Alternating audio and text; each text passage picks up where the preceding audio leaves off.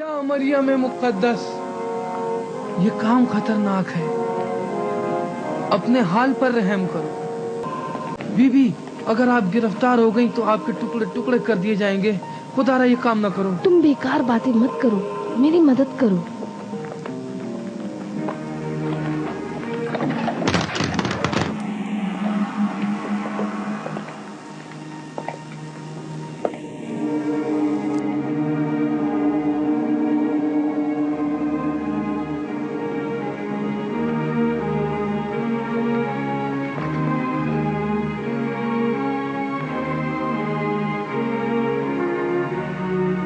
میں نے تم کو ابریگن کی نگرانی پر لگایا تھا، جبکہ تم نے خدا سے غداری کی اور اس کا ساتھ دیا۔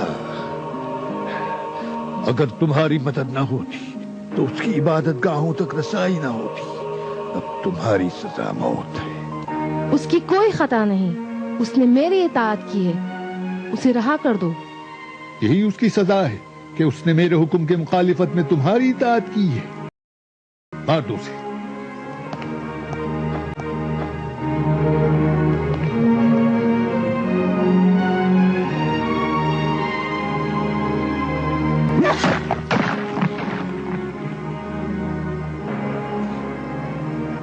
اس نے اپنی غداری کو بھگتا، اب تمہاری باری ہے، خداؤں کی آگ میں جلو۔ تم مجھے موت سے مت ڈراؤ۔ جس دن تم نے میرے والدین اور متعلقین کی میرے آنکھوں کے سامنے پتھر کے بتوں کے قدموں میں قربانی کی تو میں نے اسی وقت انتقام کا فیصلہ کر لیا تھا۔ میں تمہیں ایک موقع دیتا ہوں، کیا تم اپولون کے سامنے خدائی عیسیٰ سے اکراہ کا اعلان کرو گی؟ کسی کی پرستش نہیں کرتی اور اس کے سوا کسی کو خدا نہیں مانتی۔ ہمارے روم کے خداؤں کے سامنے کیا تم سجدہ اور قربانی کرو گی؟ لعنت ہو روم کے خداؤں پر، پتھر کے بتوں اور بت پرستوں پر، اور لعنت ہو روم کی ظالم حکومت پر۔ نہیں نہیں، اے میرے خدا، اے خدا اپولون، اس قربانی کو قبول کر۔ میری امی، نہیں نہیں، میری امی۔ ہیلن، میری بیٹی۔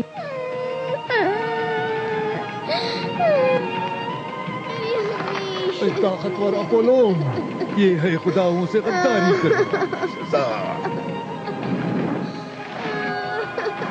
خدایا، میری امی، میری قربانی قبول کر، اس شرمندہ بندے کو قبول کر۔ الہی، میری بیٹی کو تیرے حوالے کرتی ہوں، میری امی، تو اس کی حفاظت فرما۔ الہی، میں نے بتوں کو تیرے لیے توڑا ہے، امی، تو ہی میری مدد فرما۔ میری ماں جلتی رہی اور میں کچھ نہ کر سکی۔ وہ ایک بہادر عورت تھی۔ میں آپ کے لیے بہت پریشان ہوں، ڈرتی ہوں کہ کہیں اسے آپ کے عقیدے کا پتہ نہ چل جائے۔ مجھے ڈراؤنے خواب نظر آتے ہیں، پتہ نہیں خدا نے کیا مقدر کیا ہے۔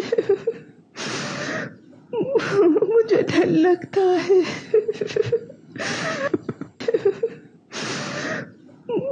مجھے ڈر لگتا ہے۔ اتنا پریشان ہونے کی کوئی بات نہیں۔ میں نے خواب میں دیکھا کہ دقیانوس نے آپ کو قتل کر ڈالا، مگر آپ زندہ ہیں۔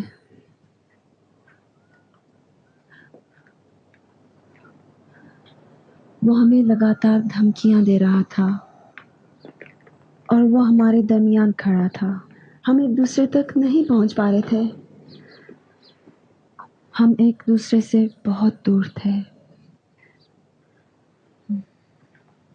میں جوان تھی اور آپ بوڑھے ہو گئے تھے۔ لگ رہا تھا کہ آپ میرے باپ ہیں، لیکن سمجھ نہ سکی کہ آپ میں سے کون میرا باپ ہے۔ وہ آپ کو قتل کر کے خوشیاں منا رہا تھا۔ میں ڈرتی ہوں، मुझे डर लगता है। संभालो अपने आप को। एक ख्वाब के लिए तो इतना परेशान नहीं होते। खुदा अपने मुवाहिद बंदों को कभी अकेला नहीं छोड़ता। मेरा आपके अलावा कोई नहीं। आप सिर्फ मेरे शौहर ही नहीं, आप मेरे उस्ताद हैं और मेरे मुरब्बी हैं, मेरे मुंजी हैं। मैं जो कुछ हूँ आपसे हूँ। मैंने रोशनी आपसे देखी, उम्मीद भी आपसे पाई और ईमान भी आप ही से वो हासिल। नूर पहले ही से तुम्हारे अंदर रोशन था हेलेन। मैंने तो कुछ भी नहीं किया है।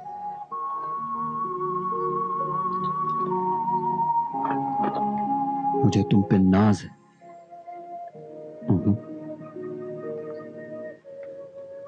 रात मैंने ख्वाब में देखा कि ये तस्वीर मेरी माँ की है, हालांकि वो ऐसी न थी।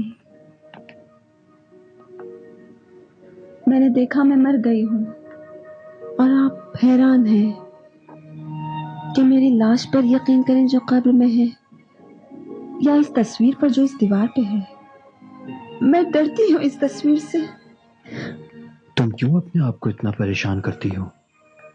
एक मामूली सी तस्वीर से इतना तो नहीं घबराते? नहीं इस तस्वीर को यहाँ से हटा दें। नहीं नहीं नहीं,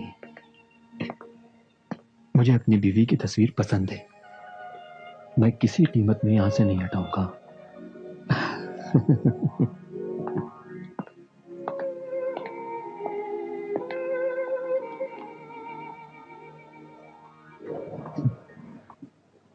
हम बहुत कम हैं, लिहाजा हमारी तमाम तर कोशिश यही होनी चाहिए कि अपनी पूरी ताकत अपने हम मजहब लोगों की तरबियत और अपने मजहब हक्का के इत्तिफा और उसकी तरवीज में सर्फ कर दें। आखिर कब तक हमारे हम मजहब गिरोह गिरोह मौत का निशाना बनते रहें? आखिर हम खामोश क्यों बैठे रहें? मेरा तो ये ईमान है भाइयों कि इस पुराशोभ जमाने में तरह तरह की मुसीबतें झेल कर साबित कदम रहना ही खुद एक बहुत बड़ी इबादत है। अगर आप लोगों को हुकूमत के खिलाफ ना भड़काएं तो ईसाइयों और रूमियों के दरमियान कोई झगड़ा ना होगा। क्या हमारे आका ईसा मसीह ने हमको जालिम की इताअत से मना नहीं किया? आपको यह हक नहीं है कि बिला वजह से लोगों की जान खतरे में डालें। कुदरत खुदा की है, वो जिसको भी चाहेगा अता करेगा। बस कोई भी ताकतवर नहीं है कि जिसने अपने इख्तिदार को खुदा से हासिल ना किया हो। खुदावंद अपनी कुदरत को अपने सालेह बंदों और पैगंबरों को अता करता है।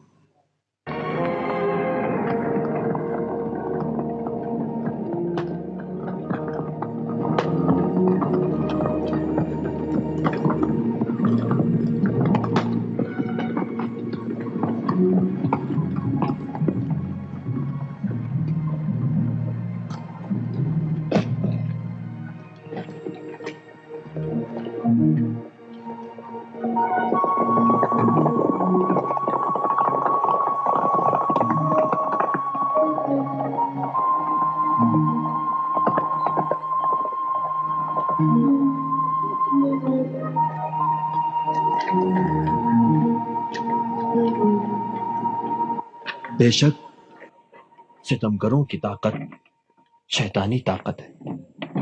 ना इलाही, क्या इब्राहिम और नमरूद, मूसा और फिरौन या ईसा और हेरोद की ताकत एक है? सलाम मर्द खुदा। तुम पर भी सलाम गैनस। कैसे मिजाज है? आली जनाब मैक्सिमिलियन कैसे हैं? उन्होंने मुझे आपके पास भेजा है। आपके छुपने की जगह आश्कार हो चुकी है। जल्द अज जल्द इस जगह को छोड़ दें। यानी खतरा इस कदर करीब है? जनाब मैक्सिमिलियन बगैर सबब खबरदार नहीं करते। जल्दी कीजिए, कहीं देर ना हो जाए।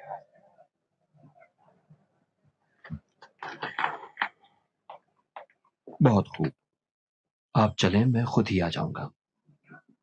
पहले इन लोगों को विदा कर लो। इनसे कहिए एहतियात से जहाँ मुमकिन है निगरानी की जा रही हो।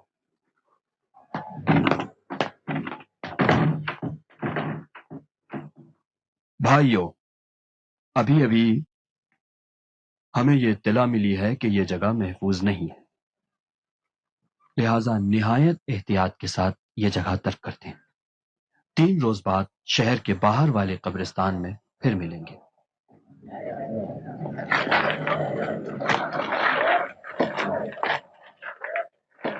آپ ان کاموں سے لوگوں کو عیسائی مذہب کی تعلیمات کے خلاف بھڑکا رہے ہیں اور ان لوگوں کی جانیں بھی آپ خطرے میں ڈال رہے ہیں۔ خدا ہم سب لوگوں کی ہدایت کرے۔ اگر وہاں بھی حملہ کر کے لوگوں کا قتل عام کیا تو کون جواب دہ ہوگا؟ خدا پہ بھروسہ کرنا چاہیے، جو خدا کی مرضی ہو وہی ہوگا۔ استاد، اگر ضرورت ہو تو آپ کی حفاظت کے لیے میں رک جاؤں؟ نہیں، تم جاؤ، پریشانی کی بات نہیں، خدا بزرگ ہے۔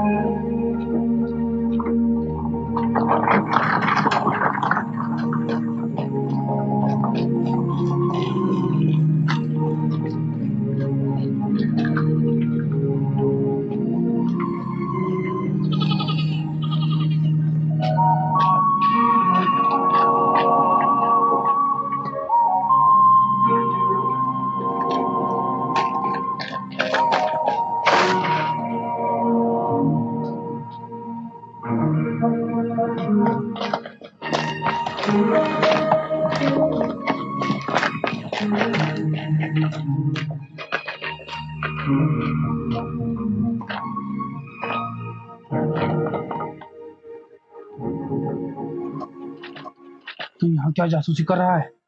ادھر سے گزر رہا ہوں بلا وجہ۔ دوبارہ تجھے اگر یہاں دیکھ لیا تو زندہ جلا دوں گا۔ بھاگ جا۔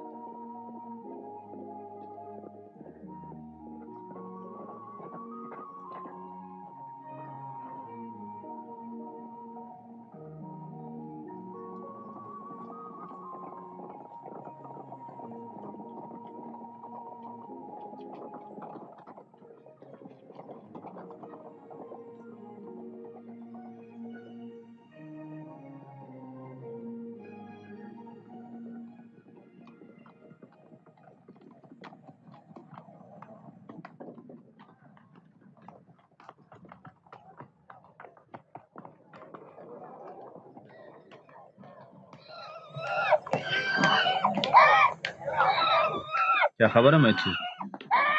عالی جناب جولیس، ازرویل یہودی کے پاس کچھ خبریں ہیں۔ تم یہاں کیا کر رہے ہو؟ تم سے نہیں کہا تھا کہ دنیا پر نظر رکھو؟ کہا تو تھا، لیکن حضور ابھی چند لمحے پہلے کسی نے اس کو تانگے کے ذریعے بھگا دیا۔ حضور میں پیدل تھا، لہٰذا میں اس کا پیچھا نہ کر سکا۔ پیدل کیوں؟ جناب وہاں گھوڑے کی ضرورت نہیں تھی، مجھے نہیں معلوم تھا کہ اس کو وہاں سے بھگا دیں گے۔ یہ محل کی خبریں باہر کس طرح پہنچی؟ ٹانگے والے کو بھی نہیں پہچانا؟ حضور اس نے چہرہ چھپا رکھا تھا، لیکن میرے خیال میں تانگا شاید میکسیملین کا تھا۔ میکسیملین کے گھر پر نظر رکھو، دیکھو وہی تانگا ہے یا نہیں۔ جاؤ۔ جاتا ہوں علی جناب۔ غروب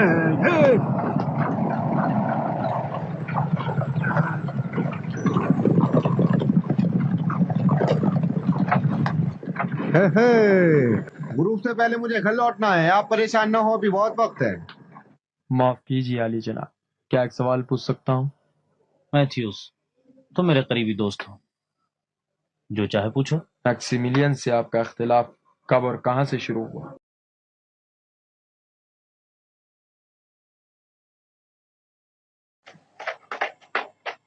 چونکہ تم پر بھروسہ اس لیے بتاتا ہوں.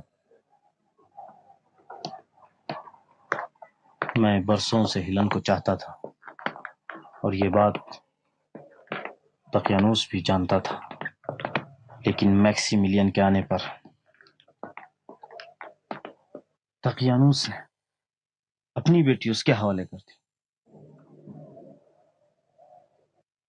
میں نے اسی دن سے فیصلہ کیا کہ ثابت کروں میکسیملین ہیلن کے قابل نہیں ہے, وہ غدار سے زیادہ کچھ نہیں, اور ثابت کروں گا. میں نے اس کے خلاف ثبوت فراہم کیے ہیں کہ جن کی اطلاع دقیانوس کو دوں گا. اگر اس نے توجہ نہ کی تو پھر دوسری اطلاع شہنشاہ ایڈرین کو دوں گا. جناب, دقیانوس نے میکسیملین کو آپ پر فوقیت کیوں دی؟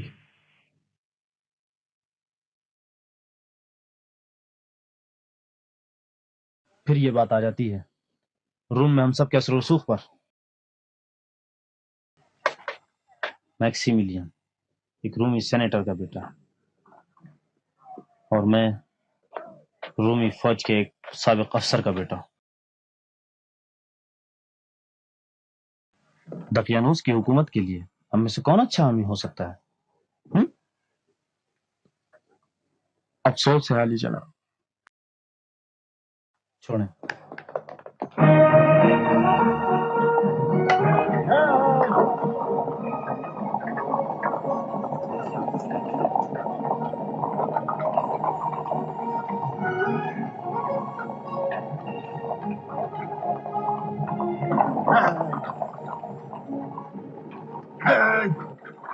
ہم کہاں جا رہے ہیں گیلس؟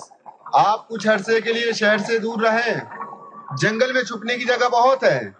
آپ چند دنوں کے لیے چھپ جائیں تاکہ امن و امان ہو جائے, اور اس طرح رومی آپ سے غافل ہو جائیں. میں ہر روز آپ کے لیے کھانا لاتا رہوں گا. نہیں, میں اکیلا نہیں ہوں, مجھے اجتماع میں پہنچنا ہے. جان کی خاطر فرض کیسے بھلا دوں؟ اجتماع اور لوگوں کو دعوت دینے میں دیر نہیں لگے گی. ابھی بہت وقت پڑا ہوا ہے. لیکن میں نے تو اپنے مومن بھائیوں کے ساتھ 3 دن کے بعد پہنچنے کا وعدہ کیا ہے. احتیاط بھی ضروری ہے. خدا بزرگ ہے گیلس.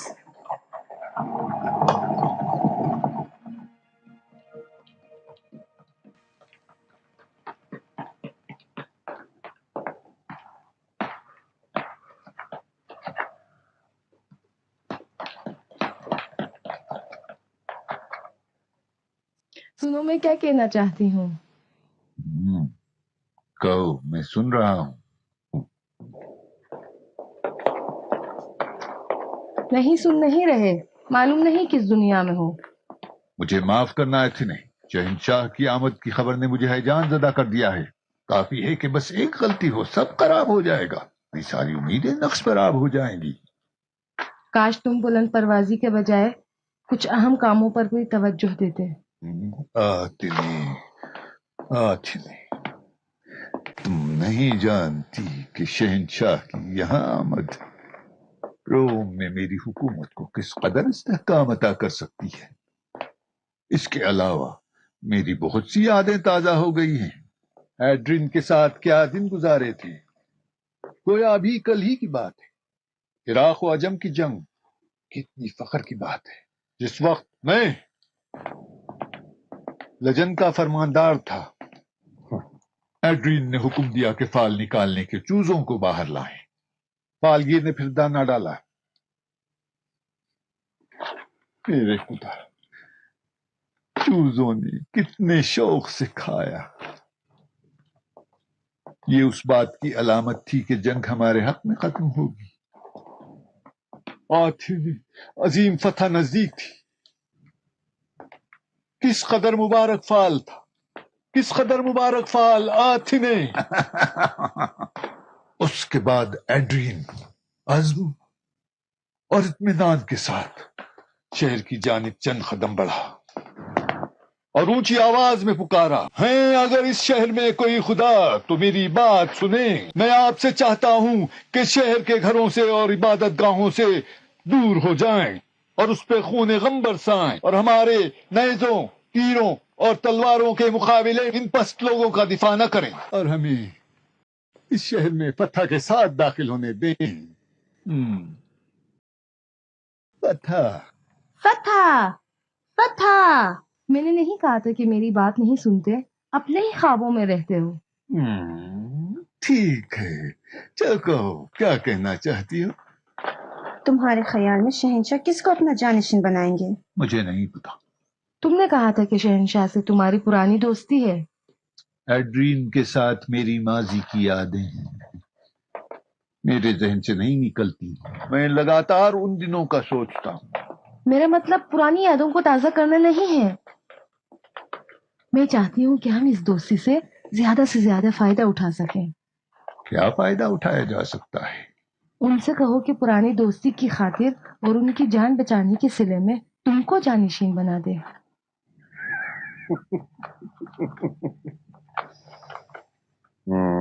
اگرچہ آرزو ایک بلند پروازانہ ہے، بہرحال اس کو پورا کرنے کی کوشش کرنی چاہیے اور اس میں کوئی نقصان بھی نہیں ہے.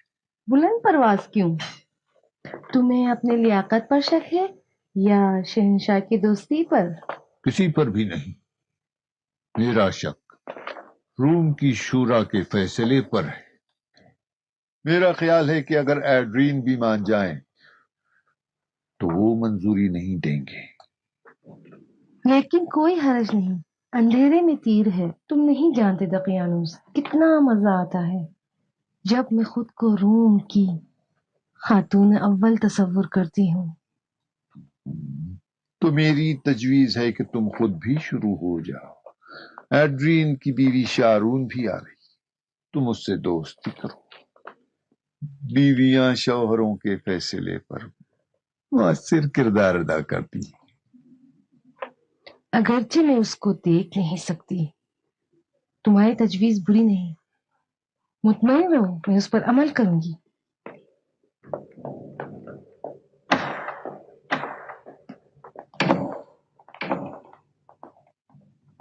عالی جناب جولیس.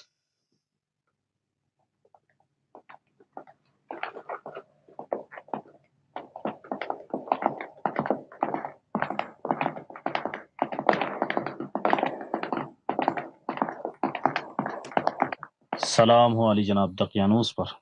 جناب جولیس، شہر کی کیا خبر؟ سب ٹھیک ہے. میری واحد پریشانی محل کے اندر سے ہے، کیونکہ اس کی خبریں باہر پہنچ جاتی ہیں.